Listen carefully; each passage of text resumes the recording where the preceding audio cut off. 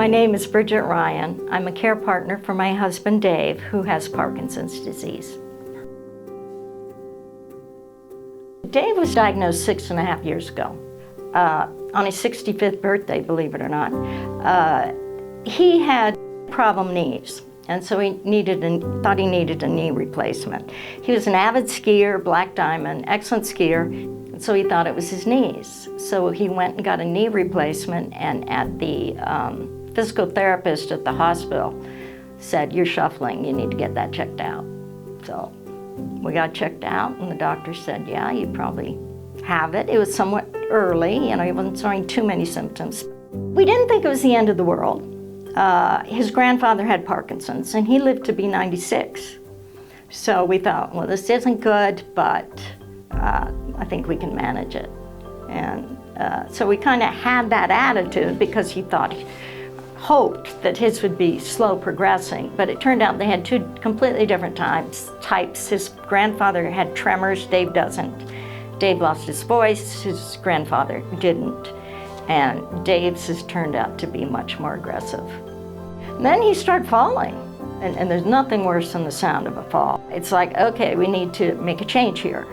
And so that's when we put him on the walker. And what we've had to do is we've had to move furniture around so he can get around on the scooter, or we've moved end tables and coffee tables, and so we've adjusted that way, and that's not that big a deal.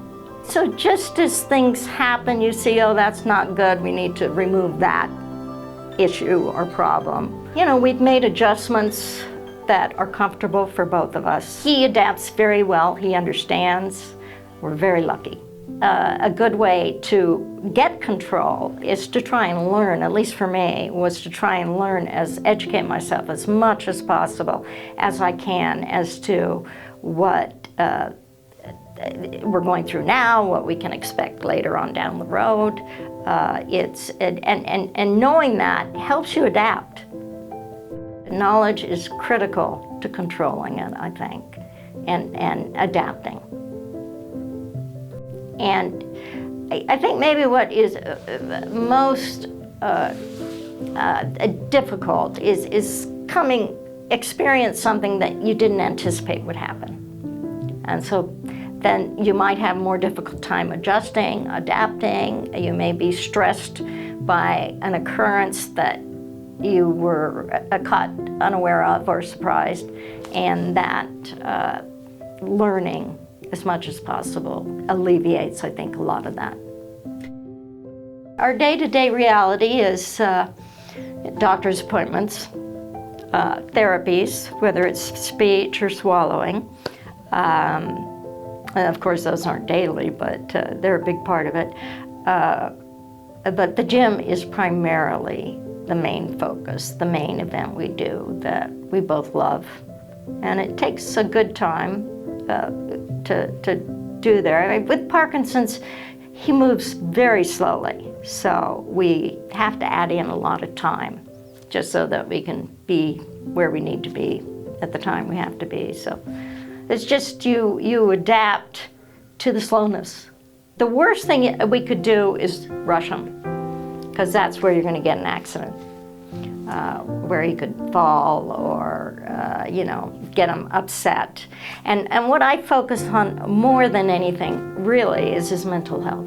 I want him to be happy, and we're very lucky that he is an easygoing person, and he has a wonderful sense of humor, and he's able to see the humor, and we try to add a lot of humor. I mean, many times when we're trying to communicate, because he can't speak, I'll misinterpret what he's saying, and then we just laugh about it. It's like, okay, start over.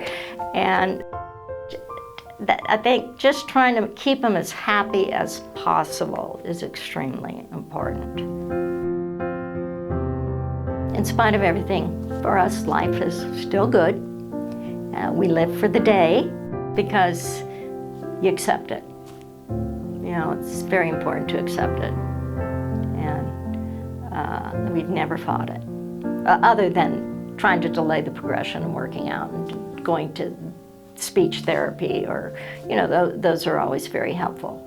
But it's our new life, and it's not an unhappy life.